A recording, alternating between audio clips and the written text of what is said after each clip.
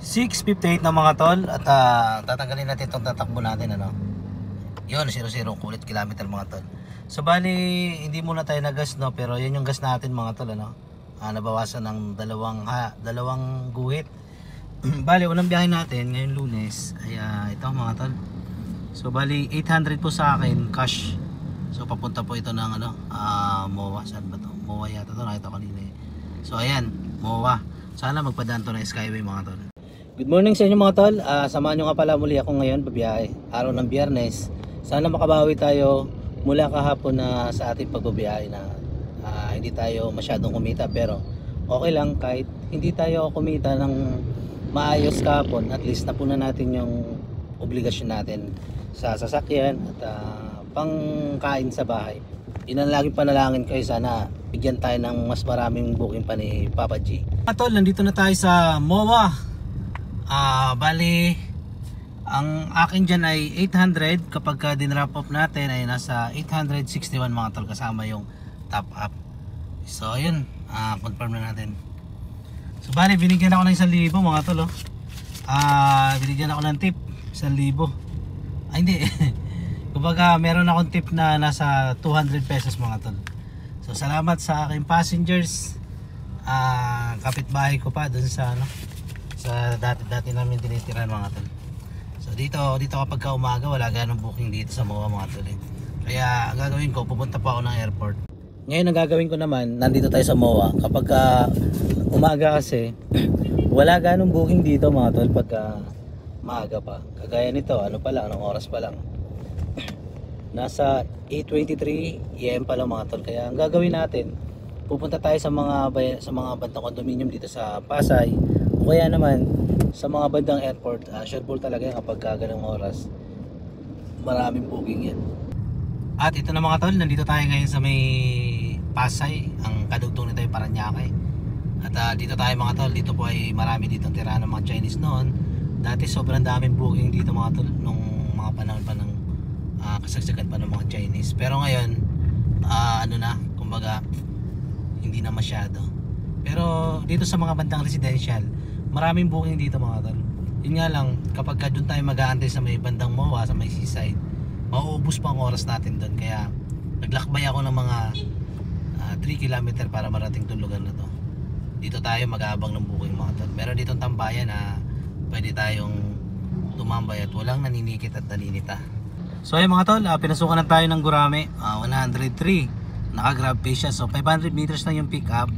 At kung saan tayo nanggaling kanina, doon din tayo magbababa. Hindi, sa MOA pala tayo no? Pero nagkakalapit lang. Pero dito, malapit na tayo dito sa Makati, Pasay. Marami din booking dyan eh.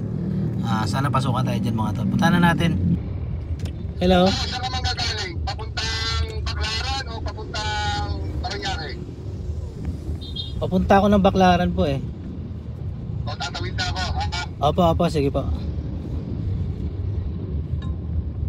So ayun mga tol, tumawag yung ating pasahero. Ang bait na pasahero, tatawid na siya no? Bali mga tol, dito kapag kinuha mo yung mga tagpipiso, tagwa 100, may ipon yan at malaki din. Isipin mo malalapit lang po ang pick up at drop off niyan. Pero kung maka-4 ka niyan o 5, 500 din yan, mahigit. Kaya tanggap lang ng tanggap. Blessing pa rin yan. Kahit sabihin natin tagpipiso, blessing pa rin. So ayun, andito na yung pasahero ko. So ayun mga tol, ibababa na natin ating pasahero. Dito pa rin, 139 po ang bill niya kasama yung top up. Okay, dito muna tayo, magugura-gurami muna tayo dito mga tol. Update mga tol, 10:31 AM na, bali 67.1 km po yung itakbo natin. At magkakalahati na po yung gas natin mga tol ano? Bali, so ngayon mga tol, nag-stop na yung booking. Bali naka 1,400 na po tayo. So bali 3 booking mga tol, pambira no? 3 booking. Ayun, tapos may cancel na isa mga tol kinancel ng passenger. Pero okay lang. So ayan, Friday mga tol, 27. So naka 1.4 na tayo mga tol. Ngayon abang-abang ulit tayo nito kung makakakuha ba tayo ng pasahero dito mga tol ano. Ayan, bali naka 1.4 na tayo. Sana pasukan tayo ng booking. 1,418 ano. Malaki-laki yung pera na rin mga tol. Bali alas 10 pa lang, mag-alas 11. Sana pasukan pa tayo ng booking at magtuloy-tuloy at makakota tayo. Dito ako sa Maynila, hindi ko alam. Paano to malapit sa bandang Malabon area to mga tol. Sana makakuha tayo dito ng magagandang mga booking. Dapat pala dito ako kumain, no? So yung mga tol, nandito na tayo sa istansya sa may Pasig. So nagbe-build na po ng traffic dito, pambira. Ano pala ngayon? Sobrang traffic, Biyernes pala mga tol, pambira talaga. Oh. Bali, kinita natin ngayong araw ay nasa 2,000 mga tol, 2,463. Meron pa tayong 25 pesos na matawag dito. Dito tayo sa baba, Tanay tayo mga tol. Yan sa Tanay. Papasokan tayo yan ng malalayo, pa Antipolo. Okay lang, mas maganda, sobrang layo Antipolo. Para naman mita pa na mas malaki. Charot. So mga tol, dito tayo. Dito yung ginagawang alam mo to? Alam niyo ba ito mga tol? Ano? Subway. So doon po yung subway mga tol. Dito Estancia Mall.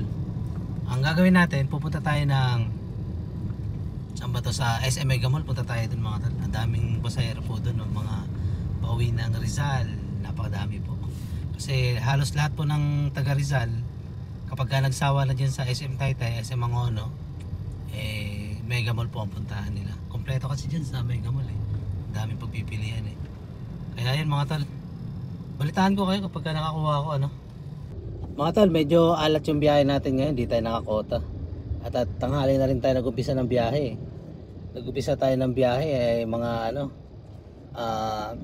alas 7 na. Pinasukan tayo ng booking alas 7 na eh. Kaya medyo inalat tayo ng biyahe. Ganun talaga mga tol. Ang biyahe talaga dito sa pagiging TNVS o Grab driver, may minsan malakas, may minsan jackpot, may minsan naman talo. Kaya nga, ang may papayo ko kapag papasok kayo dito sa larangan na to, dahil ganun-ganon yung biyahe mga tol, may talo, may panalo, may jackpot, dapat talaga mag savings. Opo. Wag lagi maging kampante sa lahat ng bagay. Kasi nga dumarating yung pagkakataon na sabi nga ni Plogy, hindi araw-araw Disyembre ng 25 ng Disyembre. Darating ang peste. Yun yung sabi ni Plogy mga tol. Dito mga tol, habang nag-aabang tayo ng booking, tayo dito, abang-abang tayo dito mga tol. 3:30 na mga tol, bali nakakuha tayo ng opportunity mga tol. 3:52 sa akin. So papunta ng Cainta. Opportunity siya pumasok. Ang kulit no. Pero yan, kunin na natin to mga tol. Papunta dito sa Cainta. Robinson. Game. Dito lang sa podium mga tol sa video. Punta na natin. Nagulat ako bakit opportunity pumasok yun sa Cainta. Ang set day ko patanay. Malimitan kasi mga tol. Kapag nagsiset day ako ng Tanay o kaya Angono, malimit. Cainta ang pumapasok, Antipolo, mga ganun. Yan sa may bandang Ortigas. Pagtataka ko bakit. Pero okay lang, at least kinuha ko, binantayan ko talaga. Kaya sa mga nagsiset destination, bantayan nyo lagi yung booking nyo. Malay mo, pauwi na pala sa inyo. Dito sa Julio Vargas, grabe talaga traffic dito mga tol. Lalong-lalo na ngayong Biyernes. Kasi uwian ng mga empleyado dito mga nakatira dito sa mga konto, nag-uupa.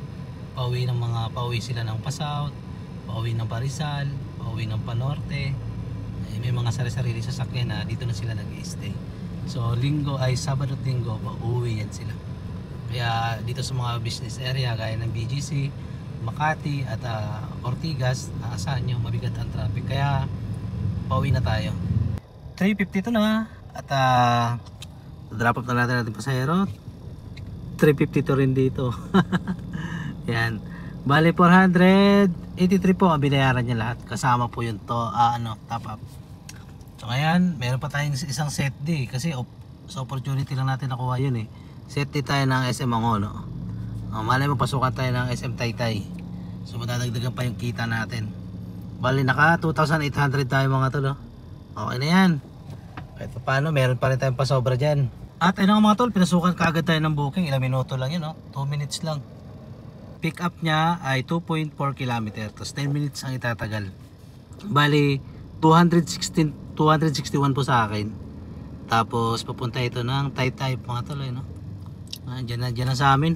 Taytay Pure Gold. So okay na to. Grabe mga tol, talagang sinakto talaga ni Papa G pa uwi sa amin Malapit na sa amin yan mga 1 km na lang yata mula dun. Kaya yun, makaka 3,000 pa rin tayo. Ibig sabihin, hindi pa rin tayo nabigo. Kota pa rin. 4:52 na mga tol. Halos isang oras din natin ay biyahe, no? So bali, kita na natin mga tol ay nasa 3,076 10 booking mga tol. Bali Friday 27. So ayan, no? So ayan mga tol. So ngayon 10 booking, naka 3,000 tayo, naka boundary pa rin tayo mga tol. Napapansin nyo mga tol na may set day pa rin ako kahit too obvious to na. Ganito kasi yan mga tol, papaliwanag ko sa inyo ha. Set day kasi dati, kukwento ko lang mga tol, 4 po yung set destination dati. Kapag ka nagamit mo na yung 4, wala ka na set destination, kota ka na. Ngayon, iba yung ginawa ngayon. Naglagay sila ng 2 pero may pumapasok na opportunity. Pwede mo siyang kunin, pwedeng hindi. Tapos ang kagandahan nito, yung ano nito, ano ba tawag ito, yung wait lang mga tol kagandahan lang nito sa 2 set destination, parang hindi pa rin nabawasan, kumbaga parang 4 pa rin. Kapag nagamit mo na yung isa at may isa ka pang natira, magtutuloy-tuloy yan. Dalawang beses pagkagana yan mga tol. So lumalabas 4 pa rin siya.